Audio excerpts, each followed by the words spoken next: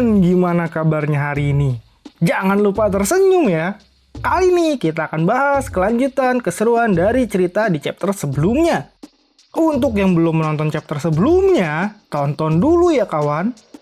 Oh ya, terima kasih untuk kalian sudah menonton video di channel Melody Cerita. Untuk membuat channel ini berkembang, jangan lupa like dan subscribe-nya ya kawan.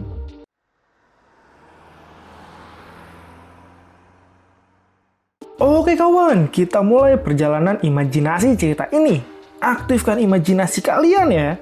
Pada chapter ini diperlihatkan, Baelong bertanya-tanya siapa mereka. Dan Baji pun menjelaskan mereka adalah siluman hiu meriam yang sangat kejam.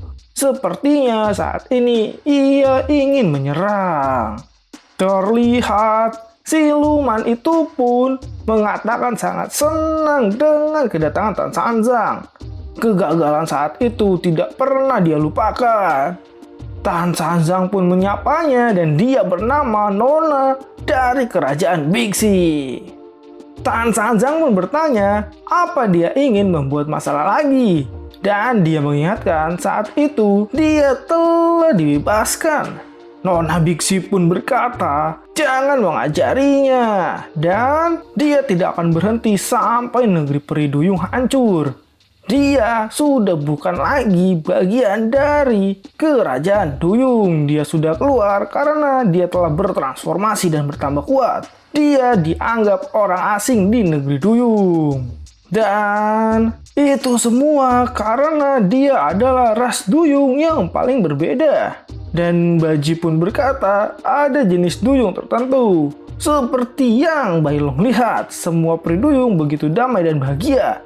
Tapi di sana ada berbagai jenis peri duyung, tentu dengan berbagai sifatnya. Peri duyung yang paling lemah mungkin akan merasa terabaikan atau kesepian. Ditambah lagi ketika peri duyung selesai melakukan tugas pembiakan, maka penampilan mereka akan menjadi lebih buruk. Namun sebagai peri duyung, dia tidak menerima hal itu dan memilih menjadi siluman Bixi yang buas. Kemudian dengan dikuasai amarah, dia pun memanggil monster laut untuk menghancurkan istana putri duyung. Dan saat itu, untungnya Tan Sanzang dan murid-muridnya sedang dalam perjalanan ke barat. Lalu Wukong pun berhasil mengalahkan monster juga para siluman itu.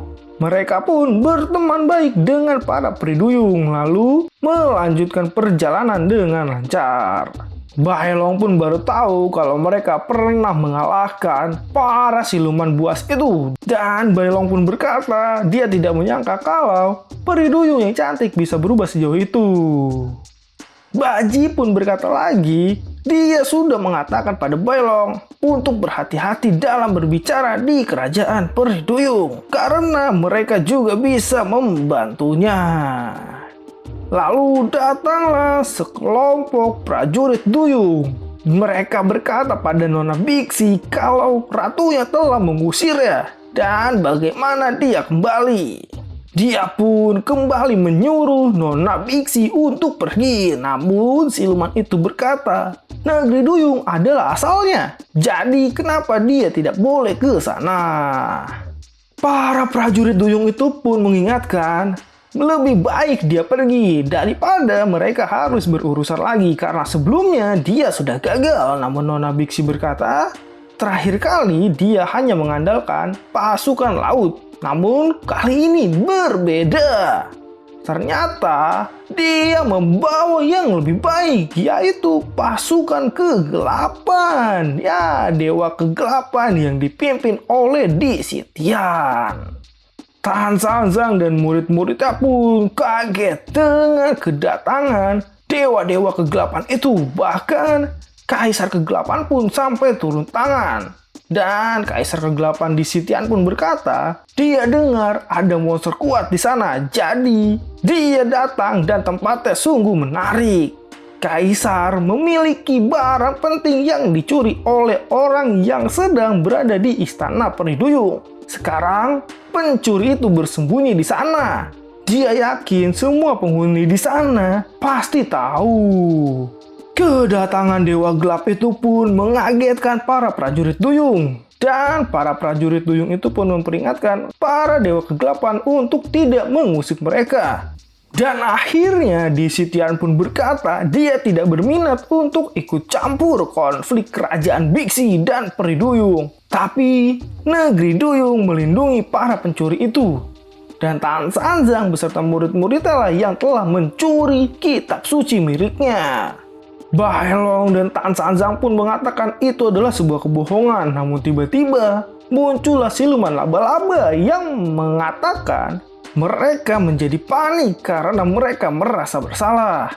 Kaisar Kegelapan adalah dewa agung di puncak surga. Sebuah kehormatan untuknya mau datang ke sini mencari Tan Sanzang bersama murid-muridnya. Jadi tunjukkanlah sedikit rasa hormat untuknya. Dan Tan Sanzang pun kaget karena siluman laba-laba Nona Baisi ikut dengannya. Dan sang siluman pun menjelaskan itu semua karena sang kaisar mau menghormatinya sebagai siluman. Diceritakan sebelumnya, sejak kecil dia hidup sangat sulit. Setelah berpisah dari guru Tan Sanzang, dia memasang jaring di seluruh jalur iblis. Lalu dia pun melihat Kaisar Kegelapan dan sekelompok dewa gelap yang datang. Dia mengaguminya dan ingin bergabung. Jadi dia menyerahkan tubuh Raja Surga Selatan meski sudah dia makan setengah. Dia tidak menyalahkannya, tapi mengakui dan menghargai kemampuannya sebagai predator. Dan itu membuatnya sangat senang. Sekarang bahkan dia menjadi dewa kegelapan. Tan Sanzang pun berkata semua itu sayang sekali karena masa depannya cerah, tapi dia malah tersesat. Di sana pun juga ternyata ada siluman ular putih. Siluman ular putih pun terlihat sangat kesal dengan Tan Sanzang beserta murid-muridnya. Sedangkan para prajurit duyung pun bertanya-tanya siapa mereka dan kenapa mereka mengincar Tan Sanzang. Balong pun berkata mereka semua telah bergabung dengan Dewa Kegelapan. Pasti ada tujuan tertentu menurut Tan Sanzang. Dan terlihat di sisi Kaisar Kegelapan Di Sitian, dia pun berkata dengan kemurahan hatinya, para siluman pun bisa menjadi dewa. Dia mengatakan pada Tan Sanzang telah mencuri kitab suci dan menantangnya berulang kali. Namun Kaisar Kegelapan bisa memaafkannya, jadi berbahagialah dan serahkan kitab suci itu padanya. Namun Tan Sanzang berkata, dia sangat berterima kasih karena Kaisar Kegelapan Di Sitian mau menemuinya. Tapi saat ini, kitab suci sedang dibawa Yuan Sitiansun. Dan Tan Sanzang pun bertanya apakah dia belum mendengarnya. Tan Sanzang juga sedang mencari jejaknya. Namun salah satu star kegelapan itu pun berkata, kitab suci itu berhasil bereinkarnasi menjadi putri naga. Kebajikan telah terpancar dari dalam nafas naga. Dia kenal dan hafal dengan bau mereka. Namun menurut salah satu star kegelapan pun memang kitab suci itu tidak ada di tangan Tan Sanzang. Lalu Kaisar pun bertanya jika memang Yuan Sitiansun membawanya, kemana dia pergi. Dan terlihat Di Sitian sangat pusing karena situasinya menjadi seperti ini. Lalu dia pun mengancam Tan Sanzang jika berani membohonginya, dia akan membunuhnya. Dan Tan Sanzang pun berkata dia tidak berbohong dan mengatakan yang sebenarnya. Di Sitian pun masih tidak percaya karena jika memang kitab suci hilang, kenapa dia masih mau melakukan perjalanan ke barat. Dan akhirnya Di Sitian pun memutuskan untuk mencarinya sendiri. Sedangkan Nona Biksi memerintahkan para pasukan hiunya untuk menyerang dengan serangan meriam air. Dan serangan itu pun menghasilkan gelombang meriam air yang sangat dahsyat. Gelombang-gelombang itu pun bertebaran di mana-mana dan efeknya sangatlah dahsyat. Salah satu prajurit putri duyung pun langsung berenang mendekati Nona Biksi untuk menyerangnya.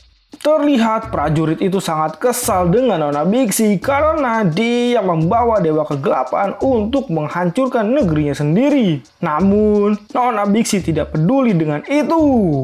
Sedangkan para prajurit yang lain terlihat sedang baku hantam. Para hiu-hiu itu pun menyerang para putri duyung. Dan para star kegelapan pun tidak ingin ketinggalan. Mereka turun tangan ingin menjajal kemampuan para pasukan putri duyung. Mereka pun disambut dengan para pasukan putri duyung yang tidak akan membiarkan mereka memasuki istana putri duyung. Dan terlihat ketiga star itu pun sangat kesal dan akhirnya menyerang putri duyung itu. Sedangkan Tan Sanzang beserta murid-muridnya terlihat sedang berlindung. Baji pun bertanya pada Tan Sanzang apakah putri duyung mampu menghadapi Dewa Kegelapan itu. Karena Dewa Kegelapan itu terlihat sangat kuat. Dan Tan Sanzang pun berkata, jangan salah paham karena para putri duyung sangatlah kuat, terutama saat di dalam air. Dan benar saja, salah satu pasukan putri duyung itu mampu mengimbangi star kegelapan itu dalam bertarung. Dia bertarung bersama Bintang Tianyin. Dan sebenarnya Bintang Tianyin bukanlah lawan untuk mereka. Terlihat Bintang Tianyin dipukul sampai berdarah dan tidak berdaya. Sedangkan Bailong terlihat sedang menyerang Nona Bixi. Dia pun mengambil ekor Nona Bixi dan memutarnya di air. Lalu Bailong pun melemparnya ke bebatuan yang ada di air. Namun sayangnya Bailong pun malah diserang dengan meriam air. Serangan itu pun berhasil dihindari Bailong dengan sangat lincah karena dari kecil dia hobi menangkap ikan. Jadi serangan di dalam air bukanlah masalah besar untuknya. Para putri duyung pun kagum dengan kehebatan Bailong. Lalu Bailong pun menyerang para siluman hiu itu dengan tendangan serigalanya. Lalu tiba-tiba salah satu pasukan putri duyung pun mendekati Bailong dan memintanya untuk menyerahkan Zhu Ying atau si Nona Bixi padanya. Jadi Bailong harus membantu duyung-duyung yang lain. Sedangkan Baji bertanya pada gurunya apakah dia melihat Bailong. Karena Bailong sangatlah berbeda, bahkan kecepatan gerakannya luar biasa. Dia cukup berbakat di balik karakteristiknya yang aneh. Lalu tiba-tiba Baji pun merasakan ada kejanggalan. Dia merasa ada sesuatu yang bergetar di dalam tanah. Dan itu adalah seekor gurita raksasa yang perlahan-lahan keluar dari balik tanah itu. Bailong dan Tan Sanzang pun kaget dengan kehadiran gurita raksasa itu karena itu sangat besar. Dan Tan Sanzang pun bertanya-tanya mungkinkah itu sang ratu karena ternyata wujudnya sangat besar. Sang ratu itu pun berkata pada Dewa Kegelapan dan Kerajaan Bixi, berani-beraninya mereka menyerang Kerajaan Putri Duyung.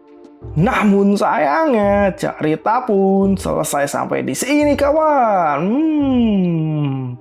Makin menarik nih. Disitian berani turun tangan untuk bertarung. Saksikan di video selanjutnya ya. Terima kasih sudah like dan komen kalian. Dan sampai jumpa.